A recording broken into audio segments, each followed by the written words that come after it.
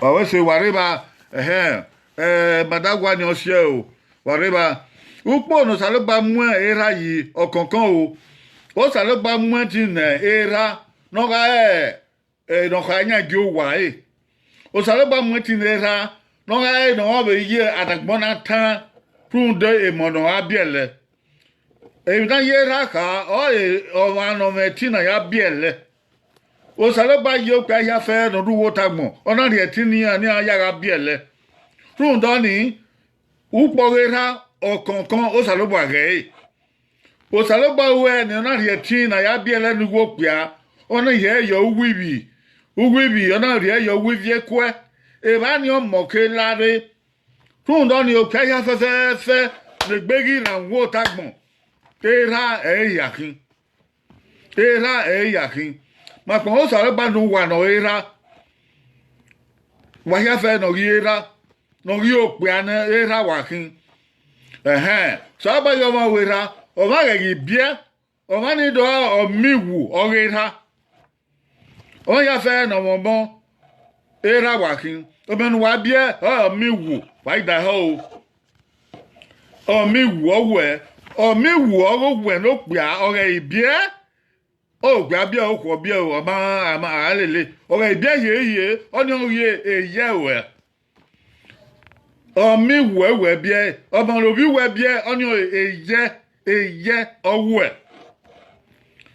o ni eye ga ri bia o mo we o ni o ihe o we du wa han ya usage yobo du wa han ni ta Evelyn aje do wa hen ta o mewu ga bia oni ihe oni eye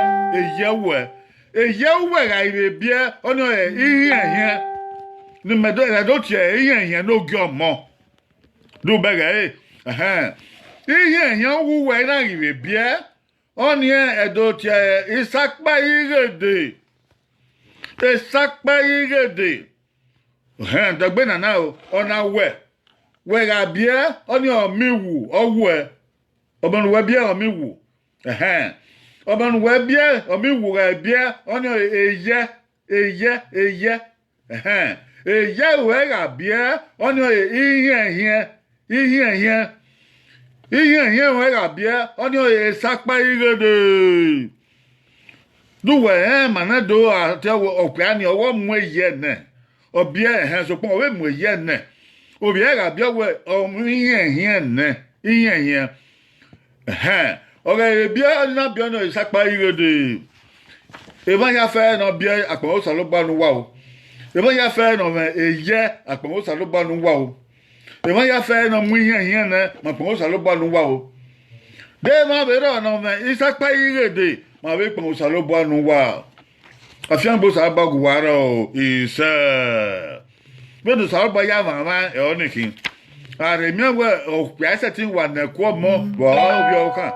o kwa ni ga ze wan o salo gba tege no ya setting na ko mo o ze wan ibi if ye kwe no wegbe odo tuore e no wegbe pu ni no ru ye kwe e wa re ba ni ba dana wa bi omo ni wa dege wegbo ye omo ni ga so du pe ekesugie if ye kwe ni do tuore la wiwi oyo puku ogwegbe oni e wa ni omo je salubo vi omo yi omo gban aisa baka e kyoko ye ya rugbe ba o salubo enuna no nwe na e oni kin beni mayare de bia eria yare de me mo eria yare bo ise de mu eye yare de mu ihe eria yare de mu esapa igede mai be agba okoto de ma be re ari oku de ma re abie de ma me keda mu eye mu ihe mu esapa igede afia gba o salubo agu yaro ise o samu ro ako samu ro ako ureba mo ege ise ureba baba na nia na edera era ya fe ma neru no apon usaloba ye bu dire gbun do wa no era atopa ne bo ono bie oni era o na ma be bie no pia ne gbera era be no ru da bo e mi na ya we era usaloba de iwe gbe ma ne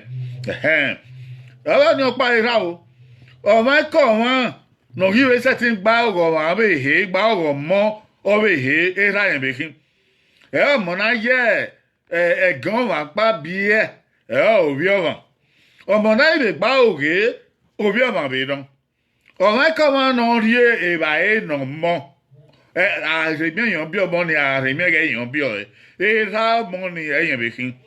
o ma ko ma no rie o bi o ma be he yo wa o bi o chon no o bi o ruan no o bi e boy no o bi e gon no o na de yo wa na me ge gbe no ni ge gbe e ra go ma ni e we be kin o ma ko ma no rie igo no mo no ya ye o wi we mi no ya ti ebe e ra go mo ni e we be kin o ma ko ma no pe me igo no wa be he no ya de ba e ra go o mo ni e we be kin e be so ro no rie okwu no obokua eyan bi omo di o so kwa di okwu no na gayo di ene obian o ya mo ku ogo boy no bi amo mo boy e ra e we be fin igba so be ro no wa be mu ma be bia o sie bo koko o we o wa na yan do boy uge ha ro uge no ro yan do boy e mo ya fe na gi me ra e mo ya fe na gi me ye yo na viare e ba agele viare e ba yen do wa ri e ba e ni a o we de e ma no le ba e ga ro o de ba e o idiyan do fi gbon di ze agele le money edegbedegba le ba e ni edegbedegbe ara ri e ni money o wa ni e ra bo ho eyan be kin du wa mi adege no Johnny du wa he tana e ra ni ragbon obun ami e ra no bi omo o mi wo eye iyan here ke bi sapa egede abe mira no mo ma bie no rie ba e no wa are me yan wa bi o ma we ivie ku e to pa yan rie ba e no wa yan be rie wa yo wa e so be dio dagu no wa yo e ra e o be kin e so ha se suku no wa na ya je suku no me kin na we be e ra e we be kin e so gwa ma ga yoku no me kin na won ko do we be amegbe we e ra e we be kin be dio o ma no iri yo bo no bio re obio ma be he e ra o ma be kin o ma ni gele kin run do ni e na we dege ni awe wa ge ra we be kin wa ri bi ogwe ma e kweri ogwo we ra we be kin e ba na shabo koko na vie mo na iri ra na ye yo e ra ya be kin ave mira bo abo he ave gyo he abo ma mi aba o lakpa no gba ogo ma bege na ya gwa li yobo no gyode ma bege na ya bibiode no ma mi na ma no di enwani no ma ba don ta e ra ya be kin ege ne ya wi yobo ni nu wani eruwe eyan be ga kin abe pon mi ayo aga be ma bagbon egbe ma be dio abe pon mi awe obe wi yobe ha we nu we bege ni tu do ni ma mi ni awe e ma so me e mo Ema so na we era no kwa. Ema so na we era odede. Ema no wi me ehin onyo ni o era odede. Eyin gi kin we rio. O ma no bi mo obie ye obla emu yen era odede eyin kin. O mo no bi odo mewu. O mo eye odo era no kwa eyin gi kin. Ona emu yen ona kin era odede. Saloba no dia dagma ya fe no man no be say that odede o ise man e ru de ne man e ru de ya fe man e ru de e ba no igba oge ma be don die bi ni ani aya nyagbon man e ru ne e ra ne ni mama so pa o pe me no wa na ya mo wa gbona ma be ne ru ne e wa no gbogbogo yari yo bo na ebu yari yo bo na egbe ni ameke na wa ni abeke na mi ni akian era yan be kin e ni wa so ro ege no gbera yin na we bi no keke na ya ton tan gbona na ya ton tan egbe na ya ri yo bo na kobi o ma be hi o be ri yo bo ye ba e upona yo ibata na gba yo ohian na gba yo we so pa okekere agbebo na do fie mi were agbebo na fie mi were o ma yigi ma na gba ore ni ado ipon me e baba no ri yobo ni a e ma be ri o ma be pon saloba ye dagun ya Run dabo ya we ra na e manobu e bo ni abiopa ya we ra na we be ye o we abi we ra no wa be he e bo no biopa e wa we ra na de we mo e gweza bo we ra o e ra ukin o salogba no vio bon vio ye we vie kwe o vio ye we wi dogu ma ya bio mo e ra e we ye be kin so ba no de ba ma ya o ise wa gi anerun no nya ma salogba no godwa uwe se yagbono manu yi munima benu ya yagbon na odiyan gbe o we yi ma ba pa we ni ma ewon ni ma be ga ma be gwe aro yagbono pa uyo wo salogba ma na ede ra ma do pon ye dagberi ma ya fefe eri ma ke no ragbon eri ma ke no re yin wo nya ya wo eri ma wo we ragbon uwe se salogba ma era no rie ni ma no gba ogi ma no bi eri ma no rie ba e ni ma no bo wa ni ma la no ri ma yo wi we mi we se salogba ma e ba ya fe nu we ri ya wi yo bo ni ma we dagbon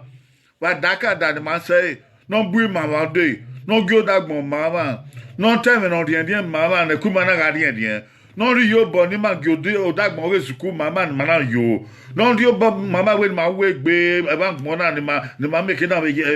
ya o e ra ya kin we so yo bo ni ari ni ma mama mo fa yo bo ni ari ni ma mama mia la wo egi agba koka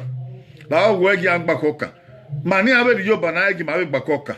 gi ma me ni ma ya pon we no sa no odwa gi ma me ni ma ya pon we wa ni yo bo ni ma yo wa ga ma ya yo de ga ma ni ya gi ara mu aba gbon gi abe fe ni ayo bo mu so ni abe fe ni ara me ro ni abe fe be ni ka fe ni ameke na be yo bo no ma be e ma be na ma na be yo bo na ma be se ti be yo bo no ma be agbon na ya fe wo nya we se ya ra ma o ke ga gi ma ga ri ogo ni wa ya fe gi ma ri ogo ni pe ya fe iku ni ro wa ga ri ogo ni ra hun da ipu ya salabo ya we no wa yo wa ye da gbe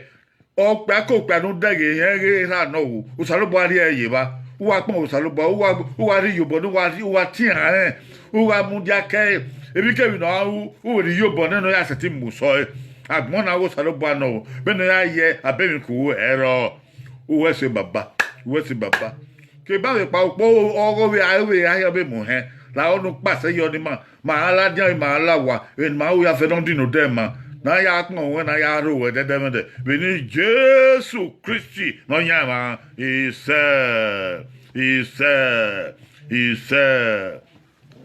idago wa ya o brother Eribo we se o akugbe idago wa ya o magie we se wanare akwe abi ade o edo mo yi we se nare Rahim Otokiti we se kebi yogo nu wa gbare ba we se wa ge gbe wo wa o mo ege Mike Amen ide he we se to gbade ba we we don Bishop Emmanuel we se sage yobo we se ekato we se na ade akwe bi ade o edegbegbe no mando agwan irumana na akwe ma yan teme o kare do abo ba ya fe no ye do ma so en no de rata akwe ima yan ye rata yan u ade ndo tota uri owe tota kegbe we na wo no abo ba ya fe no ye do ma na me we ibi do ma oba no ye do ara ta ye kanya ba wian wa ge ga ye be dio ke bank pa o wa gba okoto wa fu eru wa gi ma me wan ma ke ma kere ni ma ye do yo aba ba ya no ye be do ma ya yo na e won ni ga ri manu no de ina mi ami ba pa oba nu po ge han no ye be do no ri oba be do na ga oba oguola yan e nu po ge han ima ta no de oye ni wa gbera wa ri a gbera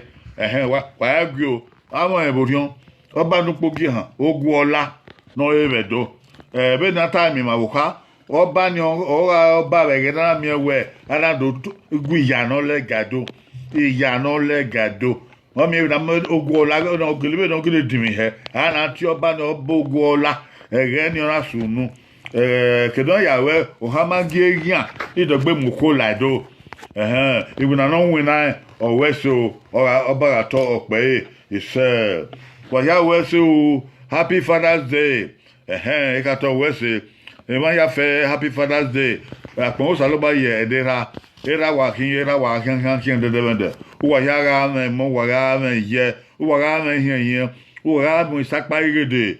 Kebank pa ya agwa lo na we sack by day. Wa mi o so yo boy va so bo. Uri ebe ne, unom ne runu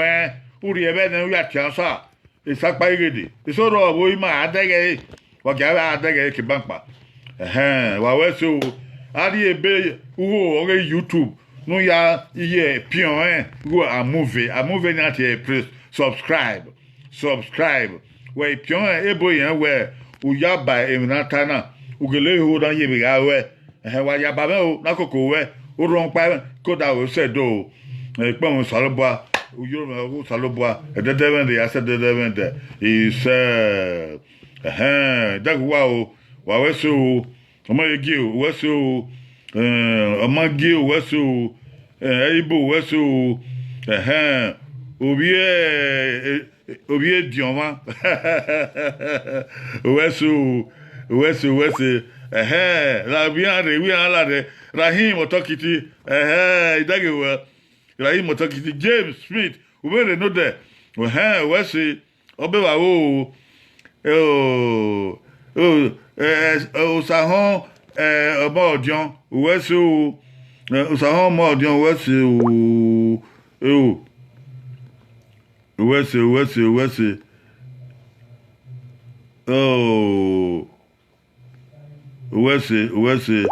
wẹ́sẹ̀ ẹ̀bùn wà yẹ̀ mẹ́ o ẹ̀kọ́ wà yẹ̀ wà díẹ̀ díẹ̀ mẹ́ náà wọ́n gẹ́ do gẹ́ wí o Desmond dúgbò wẹ́ Evans ago pani keja ku wabo we say wa to pe oba to pe uyo o obe ki an ku gogo pa na o wa tie o se titan agboya de na dogun oge mata ku oba ni ebedo ma ata ku wa ki de ya o wa ki an ze pe o uyo we o ise Don Coded. Amen.